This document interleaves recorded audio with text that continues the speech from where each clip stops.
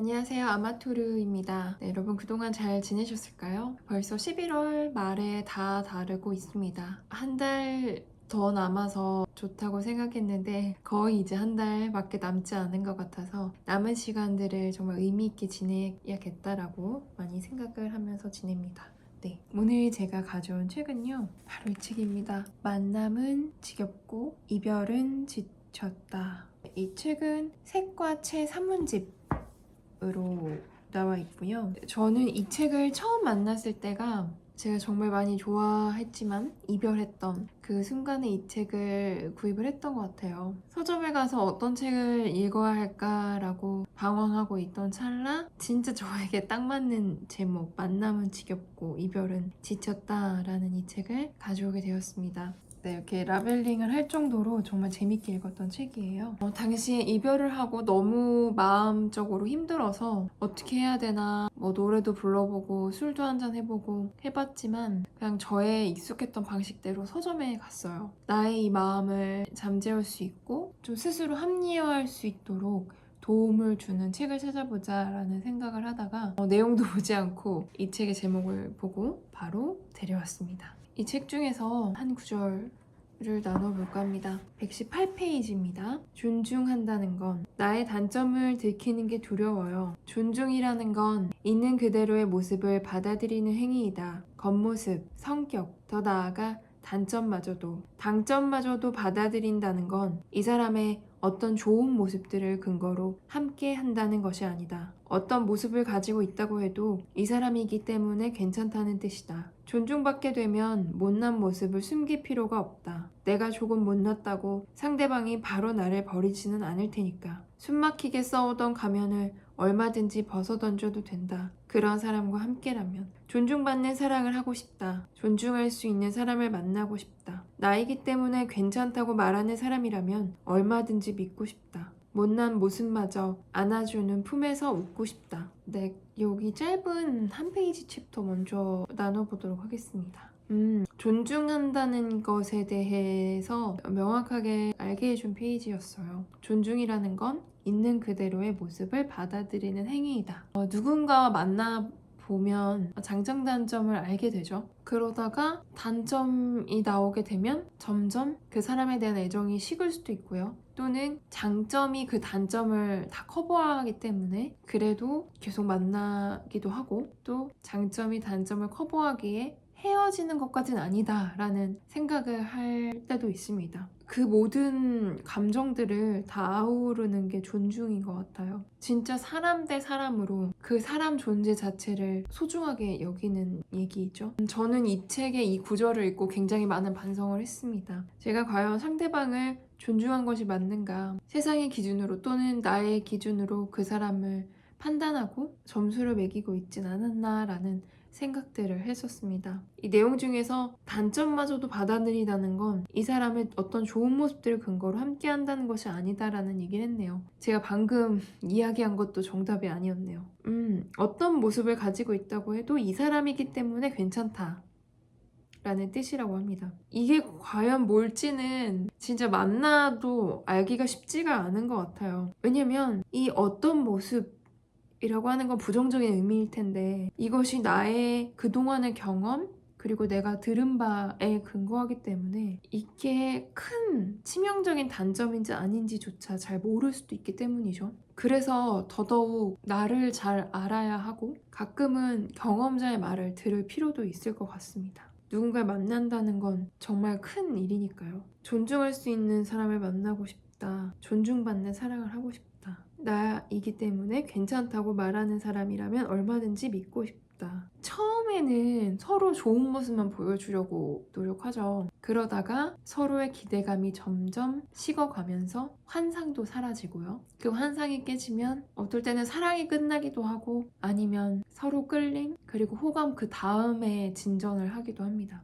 그 이후에 어떻게 보면 존중이라는 과제를 우리는 해나가는 건지도 모르겠습니다. 나의 단점을 솔직하게 보여주고 상대방이 그걸 싫어한다면 서로 노력하는 그런 자세를 보여주는 것이 어떻게 보면 만남의 그런 큰 의미 또 성장하는 그런 발판인 것 같습니다. 진짜 이 존중할 수 있는 힘만 갖게 되면 서로 관계를 유지하고 신뢰를 두텁게 하는 데는 큰 문제가 없어 보여요. 근데 이게 진짜 힘든 것 같아요. 일단은 누군가를 존중하려면 나를 존중할 줄 알아야 되고요. 나의 단점을 내가 사랑하고 이해하고 인정할 줄 아는 것이 먼저 선행되어야 하는 것입니다. 그러지 않으면 상대방의 단점이나 그런 존재 자체를 사랑하기는 쉽지 않을 거예요. 나부터 존중하고 사랑해야 하는 것이죠. 다음 챕터로 넘어갈게요. 120페이지. 먼저 사과했다. 잘못해서가 아니라 우리 관계가 소중해서. 미안한다, 미안하다라는 말을 아끼지 마세요. 사랑이란 이기기 위해서 하는 게 아니니까요. 미안하다는 말을 아끼지 않는 사람이 좋다. 연인 사이 사과는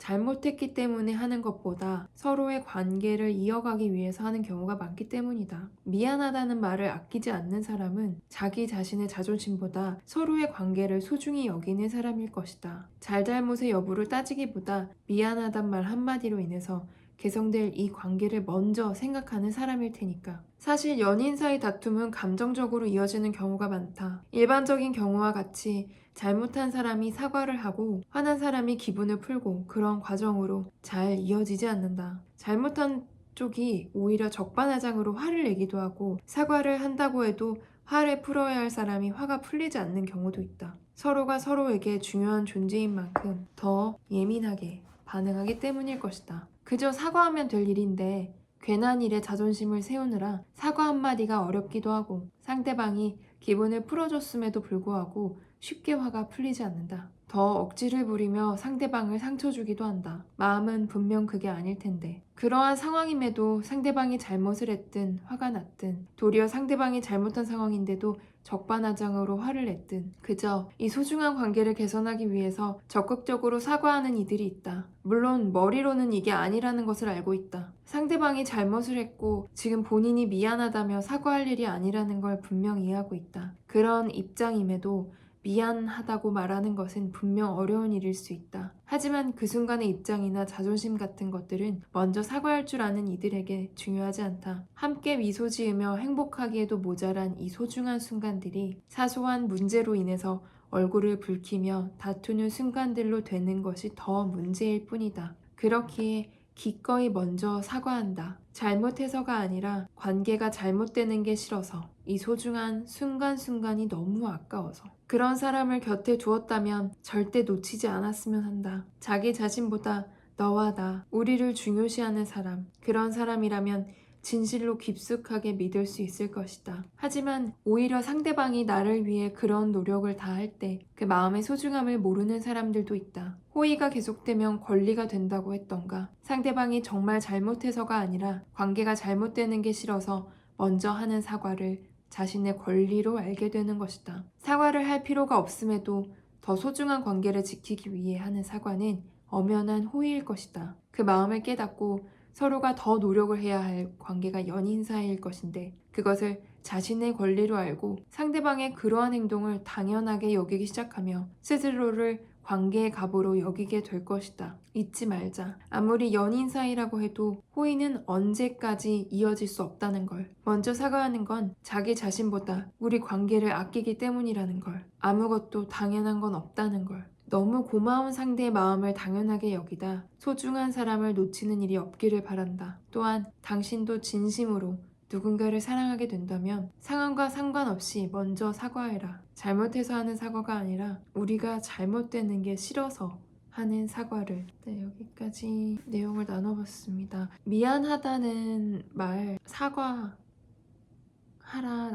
내용이었습니다. 이 부분도 굉장히 저는 스스로 많이 반성을 했어요. 우리가 연인 관계 또는 친구 관계에서 다투는 일들이 종종 일어나죠. 근데 그때는 이제 일단은 내가 옳다라고 생각해서 기분이 매우 안 좋으니까 먼저 사과하고 먼저 다가가야 된다는 게 되게 어색하고 너무 어려워요. 그래서 이성 친구에게도 쉽게 사과를 못했던 것 같아요. 먼저 다가올 때까지 뾰루퉁하게 있고 먼저 손을 내밀지 않고 있다가 그렇게 그냥 관계가 흐지부지 끝난 적도 있었던 것 같고요. 나중에 제가 못 이겨서 왜 먼저 사과 안 해? 왜 먼저 말 안 해? 라고, 그러니까 먼저 상대방이 당연히 해야 된다라고 생각했었을 때가 있었던 것 같아요.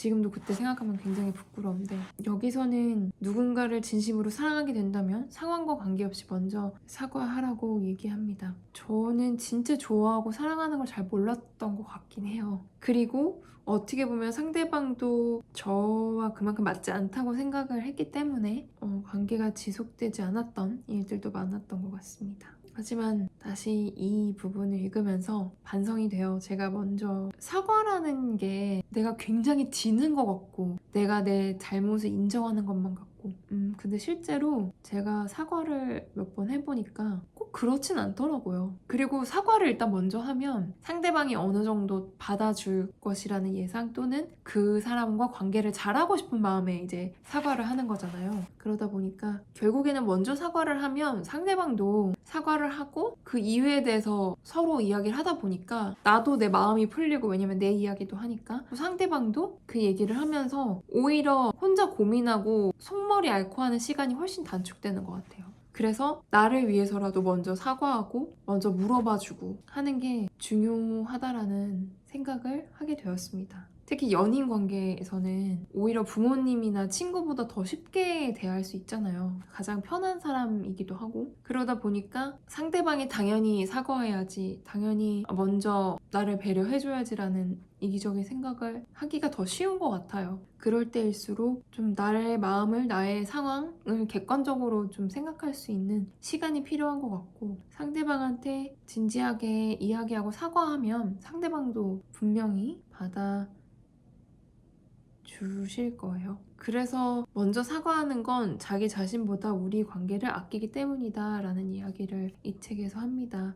저에게 사과를 해주셨던 분들, 그리고 제 사과를 받아줬던 그런 친구든 가족이든 연인이든 그 사람들에게 지금 생각해보면 다 너무 감사하고 소중한 것 같아요. 그 사람들이 저를 이렇게 성장시키고 키워주시지 않았을까라는 생각을 했습니다. 물론 아직도 성장 중이고 아직도 크는 중이지만요. 네, 그래서 오늘 이렇게 두 가지 주제를 나눠봤어요. 존중한다는 것, 그리고 사과한다는 것. 이 두 가지가 저는 핵심인 것 같더라고요. 결국에는 누군가 관계에서 존중하고 서로 오해가 있었을 때 먼저 사과하고 한다면 그 관계가 좀 더 좋은 관계로 다가올 것이라고 생각합니다. 저도 아직 완벽하게 존중과 사과를 하는 건 아닌 것 같아서 이 부분에 대해서 다시 읽으면서 또 반성하고 또 앞으로 어떻게 해야겠다라는 다짐을 하게 되었습니다. 만남은 지겹고 이별은 지쳤다. 책을 함께 나눠봤는데요. 혹시 이별하고 싶다는 마음이 드실 때, 또 사랑을 시작하실 때, 그리고 사랑을 끝마치고 나서도 추천하는 책입니다. 우리가 이별하고 힘들면 아는 언니들이나 친구들한테 펑펑 울면서 얘기하잖아요. 그랬을 때 위로를 많이 받죠. 꼭 어떤 해답을 듣지 않아도 그렇게 여러 가지 나를 위로하는 방법들이 있는데 이 책을 통해서도 좀 많은 위로가 되실 것이라고 생각합니다. 관심이 있으신 분들은 책 읽어봐 주시고요. 드시는 생각을 댓글로 공유해 주시면 또 감사하겠습니다. 제 이야기 들어주셔서 감사합니다. 네, 좋은 하루 보내세요. 감사합니다.